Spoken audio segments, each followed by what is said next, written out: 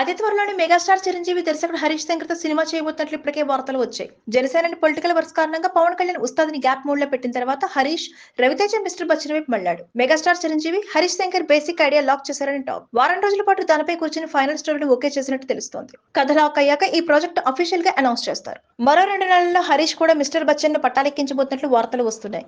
మిగతా పనులు పూర్తి కాగానే మెగాస్టార్ చిరంజీవిని డైరెక్ట్ చేయనున్నారు. ముందుగా మెగాస్టార్ తన కూతురు సుస్మితా కొణిదెల హోమ్ బ్యానర్ లో సినిమా చేద్దామని అనుకున్నారు. కానీ ఆ తర్వాత ఆ సినిమాను పక్కన పెట్టి యువి క్రియేషన్స్ విశ్వంబర్కు వెళ్లారు. ఇప్పుడు తన పెద్ద కూతురుతో హరీష్ శంకర్ సినిమాను నిర్మించే అవకాశం ఉంది. పవర్ స్టార్ పవన్ కళ్యాణ్ హీరోగా హరీష్ శంకర్ దర్శకత్వంలో తెరకెక్కిస్తున్న ఉస్తాద్ భగత్ సింగ్ సినిమా షూటింగ్ దశలో ఉన్న విషయం తెలిసిందే. పవన్ కళ్యాణ్ పొలిటికల్ కమిట్మెంట్స్ తో పాటు పలు కారణాల వల్ల ఈ సినిమా వాయిదా పడినట్లు పుకార్లు షికార్లు చేస్తున్నాయి.